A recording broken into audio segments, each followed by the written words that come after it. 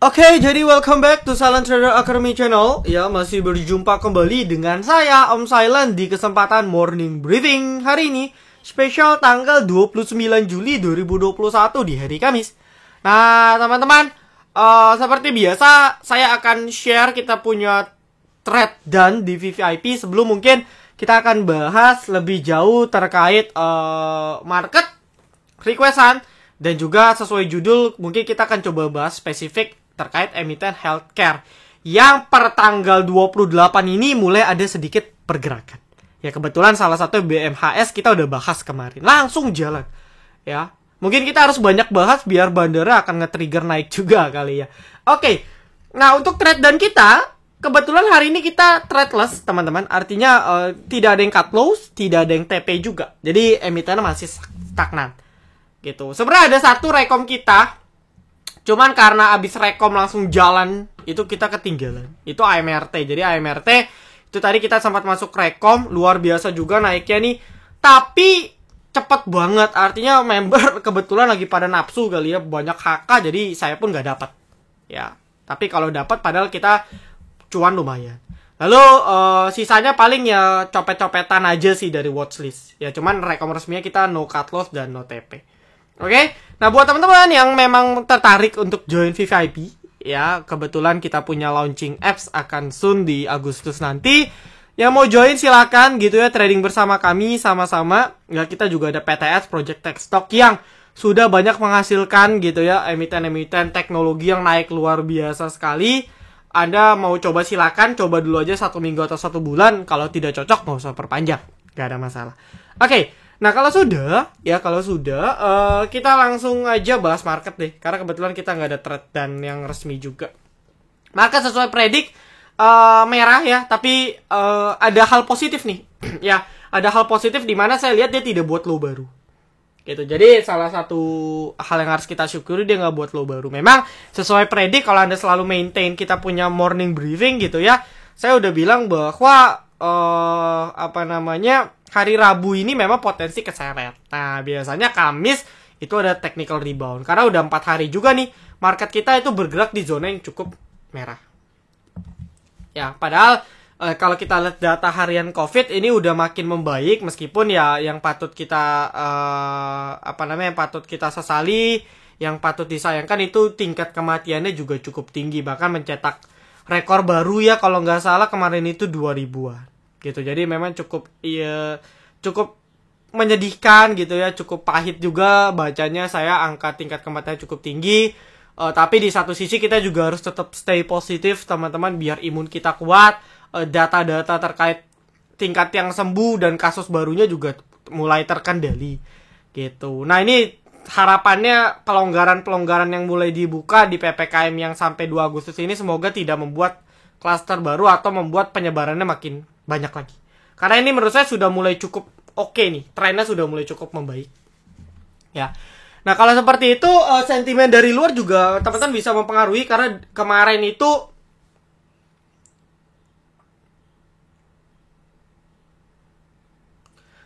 itu bursa Hang Seng terutama itu gara-gara saham teknologinya hancur, si Tencent itu hancur banget. Ya, ini bisa nge-trigger karena pusatnya bursa regional di Asia yaitu Hang Seng, Shanghai, Tokyo tuh. Ya, trio kuek-kuek gitu kan. Nah, jadi regional sih so far menurut saya masih so-so ya, masih bergerak stagnan juga karena mereka juga menghadapi kasus yang sama, pandemik juga masih. Nah, cuman mungkin kita bisa berharap sedikit technical rebound. Ya, kita masih bisa mengharap ada sedikit technical rebound dari market untuk besok. Ya, kita doakan lah seperti itu. Asingnya hari ini out juga. Ini masih disayangkan BBCA. Asingnya buang makin besar dan masuknya ke Arto. Saya udah bilang kemarin Anda kalau pecinta blue chip switching aja. Ya, switching kemana? Udah ke Arto. Cuman ya masuknya cari titik entry lah yang pas gitu. Rata-rata dari research analis yang saya baca 20.000 sih. Dia punya research target price 20.000, 22.000. Dan mungkin bisa di atas itu ya, nanti ketika sudah berkontribusi besar gitu kan, ini bisa mungkin di atas itu. Nah, jadi kayak ada perpindahan lah ya, Anda nggak usah kaget gitu. Jadi asing akan cicil buang Dan dia akan pindah kemana ya, ke emiten-emiten mungkin prospek ya, kayak contoh Arto salah satunya. Ya, apalagi BBC juga dari kemarin asingnya buang mulu ya. Ini cukup disayangkan. Bovin Tower, MMLP, Pegas, DMMX. Ini DMMX abis banyak webinar nih. Semoga sih nggak diguyur ya, karena semakin banyak retail partisipasi, bandar punya kesempatan gitu ya untuk buang dalam jumlah lot yang lebih besar. Ya, karena ini kebetulan deh saya bahas DMMX sekalian. Ya, saya pegang. Jadi saya tidak tebar fear, tapi saya pegang untuk mengingatkan. Ya. Member saya pun bilang, "Om, DMMX boleh beli gak?" Saya bilang terserah deh, Anda mau beli tapi stop loss ketat dulu. Karena luar biasa ya, naiknya ini nge-push banget. Jangan sampai Anda jadi orang yang beli di pucuk, itu aja. Itu pesan saya. Disiplin deh. Nah, kalau kita lihat dari kemarin, volumenya tuh gede banget. Makin gede ya. Ini ditandai dengan volumenya biru semua nih di sini. Gak bisa ya. Gambar di sini gak bisa ya ternyata ya.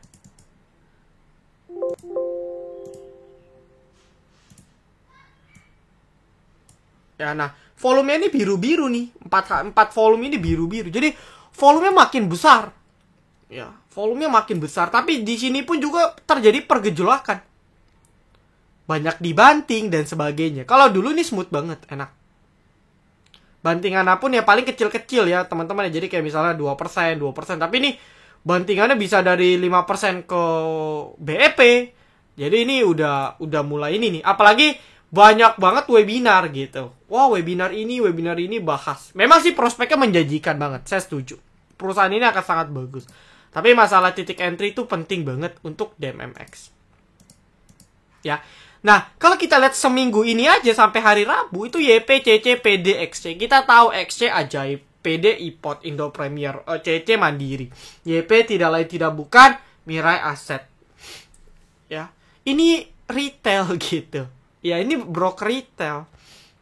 Dan kalau kita lihat TF, BK, OD, AK, CS, KZ. Ini broker bandar. Apalagi TF, BK ini termasuk yang dari awal nih. TF ya, TF ini yang ngegoreng DMMX dari zaman moonmologi kita di 200 sampai sekarang itu DMMX. Ini mereka nih. Ya, si TF. BK juga.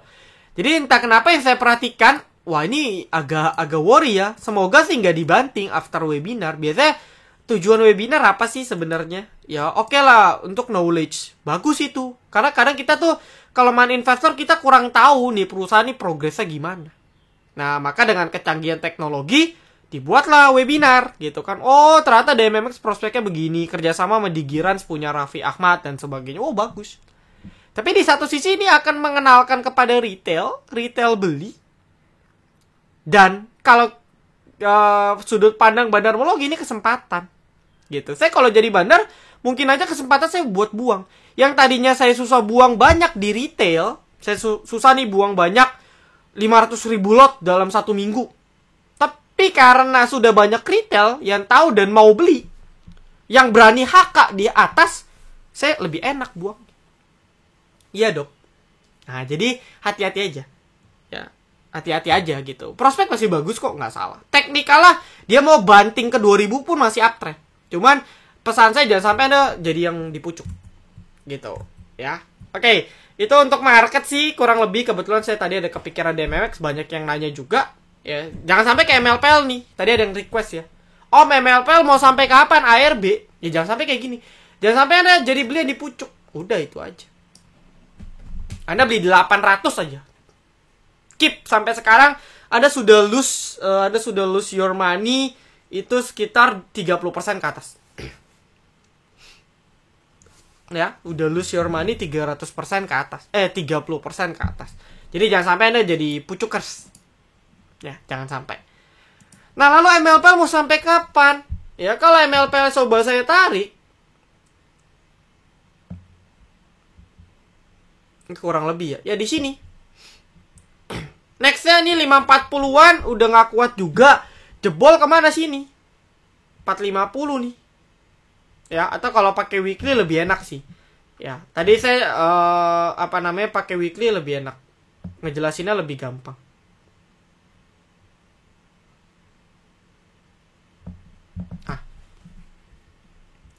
454 sekitar 370. Nah, ini area yang menurut saya cukup worth it.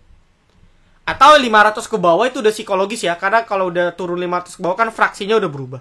Nah, itu menurut saya udah cukup worth it untuk rebound. Ya, weekly-nya sehat banget. Ini koreksi yang super sehat kalau MLPL masih mau naik. Ya, mungkin Anda bisa perhatikan area ini. Oke, kita langsung bahas ya. Agak cepat aja. Breeze kalau mau nambah lot average up enaknya di berapa? Saya tunggu Breeze di 2500 2600 kalau dikasih. Gitu. Ini swing kita super banget nih, masih naik terus Breeze agro. Ya, saya udah mungkin sekitar mau 20%, 22%. Ya, ke 3000, wah itu udah naik lagi mungkin 30% lebih. MTDL. Nah, MTDL ini auto reject bawah gitu ya. Jadi wajar-wajar aja. Biasanya mungkin correction 1-3 hari Anda bisa cicil. Ya, wajar ini koreksi wajar gitu. Anda bisa cicil 1-3 hari, kalau dia di bawah ARB Anda bisa cicil. Masih oke. Ya. Apakah Bunda? Yes. BMAS ini RX terutama ya. Jadi broker-broker si BMAS itu BK, tadi ada biasa ada RX, ada NG. Ya. Ini biasanya yang nge-push nih. Yang nge-push si BMHS. Menarik ya, kalau bisa di breakout 1175 nih all time high lagi. Dan seperti yang saya bahas, ini soon or later bagus karena dijaga di sini. Ya, kita bisa lihat ini masuk watchlist ya, BMHS untuk besok. Ada BMHS, ada DGNS. Ya, DGNS di atas 1000 masih menarik banget. Tadi udah mulai ada pantulan. APLN properti masih belum ada ini, belum ada properti masih belum ada katalis ya. Masih kayak construction, jebol 120 agak kurang bagus gitu. Energi Om sangkut. Oke, energi ya saham Bakri, BRMS juga belum ada pergerakan masih. Tunggu dekat 100 aja gitu. Setahu saya sih 100 ini area yang selalu dijaga. Nah, mungkin dekat 100 dia baru ada technical rebound. Karena Anda lihat di sini 100 ini sakral banget ya. 100 ini area sakral yang sudah teruji. Harusnya 100 dijaga. Ya, Anda kalau mau tunggu spekulasi di sana. IRA sekalian bahas yang health. Ini jarum suntik, potensi LK-nya rilis dalam beberapa minggu ke depan. Bisa lebih cepat, bisa lebih lambat. Posisi dia harus bisa lolos 2000. Ini angka sakral. Kalau LK-nya keluar, saya yakin LK-nya bagus. Nah, tinggal investor ngeresponnya bagus atau enggak. Target 2000 ke atas. Ya, bagus nih IRA. Mari Abah, seperti yang saya bilang, Anda tunggu nih, karena mereka habis Anda cek ya 1-3 hari, kalau nggak dibanting ARB biasanya berarti tandanya kuat. Tandanya bandar masih mau kerek. Nah, Anda cek nih, nanti kalau dia koreksi merah-merah, Anda mungkin bisa spekulasi cicil. Ya, kalau untuk Mari sendiri batas pertama 400 gitu. Bos, tadi ini masuk pantauan saham kita juga, HITP. Nah, Anda yang mau masuk ke watchlist juga bisa, karena tadi Justice sudah naik kemarin. Lalu hari ini di tanggal 28 si TGRA-nya juga sudah naik. Bahkan breakout, closing-nya pun sangat bagus. Nah, biasanya ini sepaket TGRA, Bos, Juste. Nah, Bos pun biasanya juga kadang gerak dengan emiten batubara. Ya, karena Bos ini memang perusahaan batubara. Ya, kebetulan area 69 ini udah teruji ya. 6968 ini area kuat banget. Jadi selagi di atas 69, saya rasa Bos masih menarik. Ya. Oke, MTech SMA-nya tadi sudah jalan menjelang Bukalapak IPO seperti yang saya bilang. Kalau bukannya nggak dapat, mereka pasti lirik MTech. Dan MTech sudah cukup oke. Ya, dia meskipun kemarin gagal breakout 2650, tapi udah cukup price in. Hari ini bakal bentuk inside bar. Nah, besok menarik nih. Ya, intinya dia harus bisa lolos 2650 2700. Oke.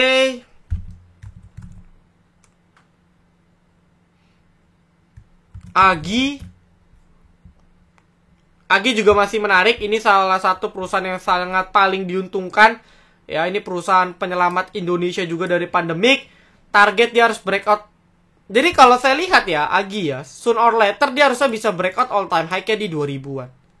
2100. Menurut saya target swing-nya ada ke sana. Cuman dalam prakteknya, dalam realitanya dia akan banyak drama nih. Misalnya kena bowling ratas, dia akan turun lagi. Jadi Agi akan banyak drama. Mirip seperti Breeze dan Agro. Ya, kalau kayak Breeze dia kan candle-nya santai tuh.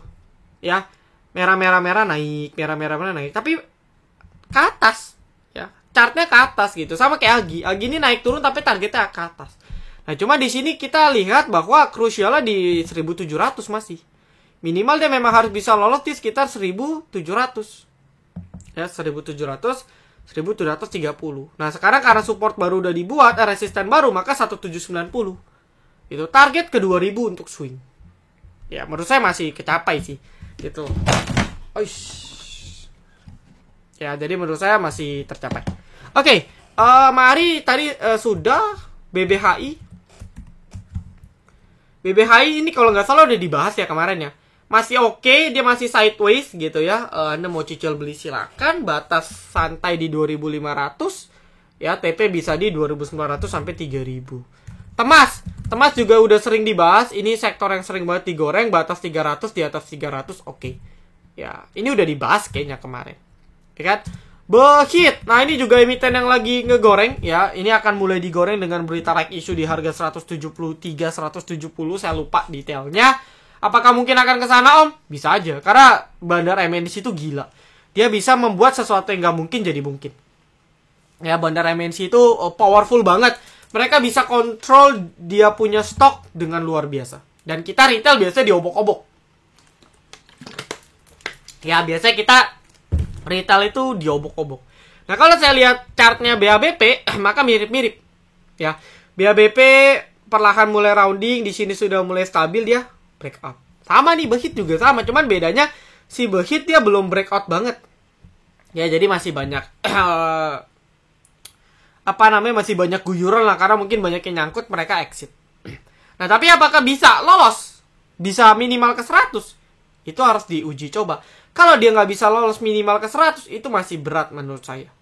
Ya, jadi patokannya 100 nih. Kalau dia belum bisa lolos di atas 100, agak kurang bagus sih. Ya, menurut saya agak kurang oke, karena dia akan balik lagi. Tapi kalau dia bisa proof, dia bisa kuat di atas 100, bisa saja target ke 100. Minimal 153 ya.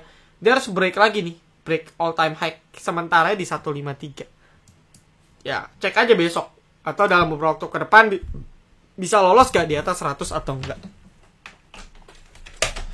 Oke, lalu nextnya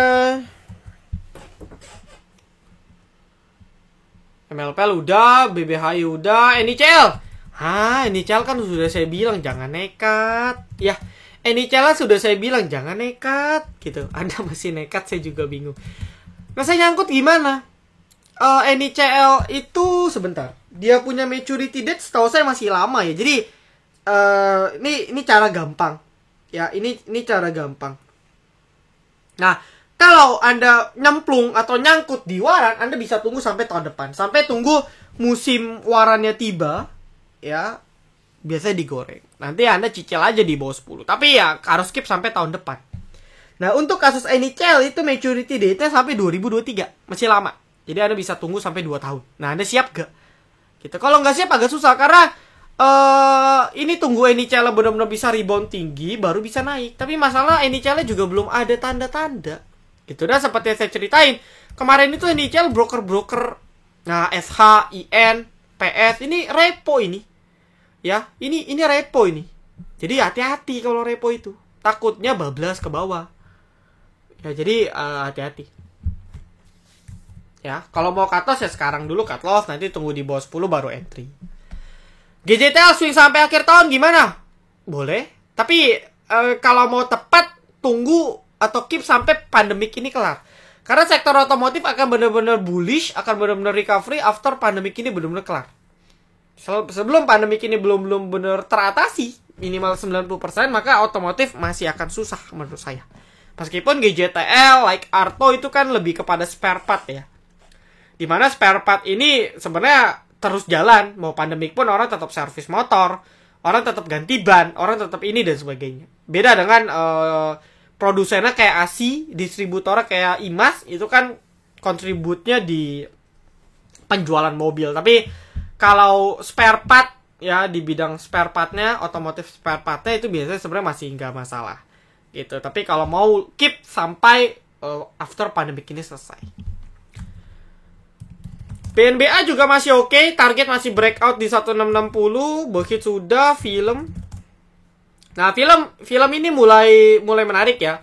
Karena yang jelas dia di sini sudah break dia punya downtrend line gitu. Jadi udah oke lah ya. Udah suatu sign dia kuat. Lalu dia dari kemarin nih lagi retest gitu. 390 400 ini dia lagi retest. Retest dia punya breakout. Karena kemarin tuh dia breakout 400, dia retest nih. Kalau dia kuat di atas 400, oke. Ya, jadi dia juga breakout beberapa moving average. Nah, ini tinggal penentuan. Gitu. Kalau jebol 394-an, out. Ya. Target berapa? Target resisten ada di 440, ya, atau syukur-syukur balik 500, tapi mungkin 440 450 dulu target. Gitu. Jadi udah cukup low risk sih. Ya, ini tinggal tunggu digoreng aja. Menarik.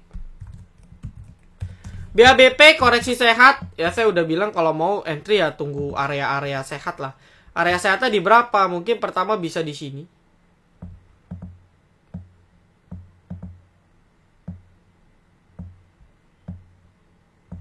Ya, berarti di sekitar 360 ke bawah. Ya, 360 sampai 320. Agak jauh ya, tapi memang base idea-nya di sana, base buy-nya di sana. Selagi di atas 300, oke, udah, itu batasnya. Jadi area berapapun selagi di atas 300 prospek. Biarin dia akan rounding. Ingat dia akan butuh waktu untuk naik lagi. Jadi nggak terus-terusan naik. Ya kasihlah dia istirahat.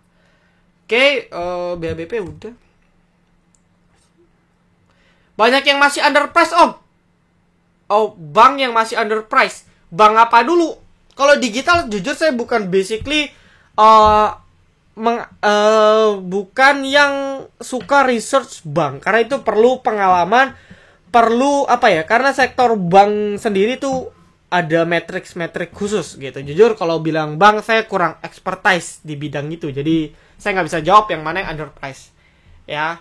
Oke, kira-kira pengkinian nasabah kalau nggak diurus, kalau di Mirai itu bisa disuspend. Nanti ribet, Anda kalau disuspend Anda harus lapor ke customer service dan sebagainya. Ya, biasanya di Mirai itu kalau pengkinian. Karena itu kan termasuk ke dalam prosedur untuk menghindari TPPU, tindak pidana pencucian uang, atau TPPT ya, tindak pidana pendanaan terorisme. Nah, itu untuk menghindari, jadi harus di pengkinian data tuh. Ya, Aisyah Om masih layak hold atau out aja? Ya, untuk Aisyah di atas 200 masih oke. Telkom udah saya bilang just for invest, kalau nggak invest jangan. Susah, paling 3.000 balik ke 3.200. Gitu-gitu aja sih. Ya, itu pun bisa butuh waktu. Nah, Telkom batas masih 3.000. Ya, Anda hold aja di atas 3.000. Untuk secara swing kalau dia benar-benar bisa lolos 3.200-an baru bagus. Kalau enggak menurut saya masih susah. Ya. Oke. Tower DMMX sudah, tadi MLPL sudah, PNBS tadi, BBHI sudah, Cleo. Satu orang satu aja ya, teman-teman ya. Cleo. Nah, Cleo ini lagi pullback nih. Nah, ini kita bahas yang pullback. Cleo, perusahaan bagus, pandemik ini pasti diuntungkan. Perusahaan sehat. Cuman potensi repo juga gitu ya untuk Cleo. Bandar utamanya FZ.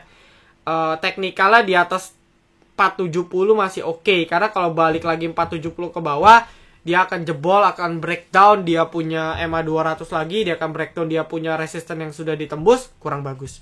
Tapi selagi di atas 470, saya rasa masih cukup menarik. Ya, Cleo. Cuman pergerakannya itu diatur banget ya sama bandarnya. Oke, semua udah dibahas, tinggal Wika. Ya, Wika. Wika seperti saya bilang, gagal bertahan 5 candle. Ya, bahkan dia mau breakdown lagi, sudah berarti dia false break. Ya.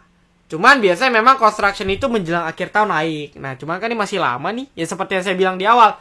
Biasanya naik construction dekat-dekat akhir tahun gitu. Tapi ini masih lama, masih bulan Juli, Agustus. Jadi ya mungkin dekat-dekat Oktober gitu mungkin baru ada pergerakan. Mungkin ya, saya prediknya seperti itu. Jadi untuk construction masih kurang bagus. Ya, karena jelas ini false break nih. Ya, untuk Wika. Oke. Jadi masih ada waktu beberapa menit, kita akan coba bahas dulu terkait healthcare. Nah, saya akan coba watchlist pertama BMAS DGNS ya, BMHS DGNS. BMHS itu Anda bisa patok CRX, AK, MG. Itu dia punya bandar-bandar utama. DGNS Anda juga bisa pantau, fluktuasi juga cukup ini. Kalau nanti nih, ini saya grouping aja ya. Nah lalu terkait supportingnya like AGI, itu mungkin biasanya bareng IRA, KF, Enough. Ya KF Enough belum ada pergerakan. Dari teknikal yang lumayan bagus, AGI sama IRA. Gitu. Nah lalu untuk emiten terkait kayak lab, laboratorium, rumah sakit, itu banyak Mika, Hill ini mau stock split gitu kan. Lalu Mika, Hill, BMHS sendiri, ya DGNS. Nah untuk gorengannya itu ada Prim sama SRAJ. Nah buat Anda yang suka spekulasi, ini bisa di dua emiten ini. Ya, contoh SRAJ di atas 330 oke. Itu batasnya. Ya, di atas 330 masih oke. Prim juga sama nih, kurang lebih di atas sebenarnya Prim di 340 ya. Tapi kalau mau toleransi akhir di atas 320, Prim masih oke. Jadi kalau misalnya besok digoreng nih terkait healthcare, ini Prim SRAJ biasanya kan naiknya cukup banyak. Gitu. Jadi menarik nih untuk Anda lirik. Prim SRAJ. Ini rumah sakit versi gorengan lah kalau di sahamnya. Gitu. Jadi fluktuasinya cukup tinggi. Oke, lalu Prim SRAJ. Nah kalau mau yang blue chip coba PRDA. Cuman mungkin PRDA naiknya udah mulai terbatas ya. Jadi kalau mau Prim SRAJ, BMHS, DGNS, itu yang naiknya lumayan. Gitu. Sisanya IRA, AGI. Saya sih daripada KF Enough saya masih fokus IRA dan AGI. Karena AGI memang jelas paling diuntungkan. Sentimen positifnya banyak. Kalau IRA potensi LK-nya juga bagus. Karena dia belum nerbitin, dia punya Q2. Gitu. Kalau gorengan SRAJ Prim oke. Kalau mau coba spekulatif teknikal yang bagus BMAS. Kalau dia bisa breakout all time high-nya lagi di 1175. Ya, sisanya sih masih gorengan-gorengan lah. Ya gorengan-gorengan yang Anda bisa watchlist. Gitu. Tadi saya bilang kayak tadi BOS itu masih bisa masuk watchlist. BABP, Behit, MNC Group juga masih bisa. Ya untuk watchlist besok. Fokus saya memang di Behit sama BNB. Sisanya paling kalau Anda mau coba pantau IPTV-nya, Kepik, mesin. Nah ini kan supportingnya satu lagi Becap. Ya Becap ini juga oke nih. Kalau bisa lolos 130 Becap menarik menurut saya. Kalau bisa lolos ya. Kalau nggak bisa ya balik lagi ke 120 ke bawah. Oke, jadi saya rasa itu sih. Ya teman-teman, untuk watchlistnya lebih kepada healthcare. Sisanya Anda atur aja teknikalnya. Bukan berarti besok naik juga. Tapi bisa jadi watchlist, siapa tahu bisa gerak. Ya Anda tinggal tahu tuh kan udah grouping. Kalau SRAJ gerak biasanya Prim ngikut. Begitu pula sebaliknya. Kalau Prim naik biasa SRAJ ngikut. Ya karena emiten ini ada temennya lah. Ada geng-gengnya. Ya DGNS naik, BMHS biasa ngikut. Begitu pula sebaliknya. Karena induk anak. Lalu kalau kayak misalnya KF naik, biasanya IRA pasti naik. Kalau KF naik biasanya Enough ikut naik. Biasanya IRA juga, 3 tuh. Kalau AGI kadang berjalan sendiri, kadang ngikut IRA, KF, Enough. Ya jadi itu satu grup lah. Satu grouping. Oke, jadi saya rasa cukup ya teman-teman ya. Thank you untuk kita semua. Good luck. Silent Trader Academy. Be silent, be patient, be cuan.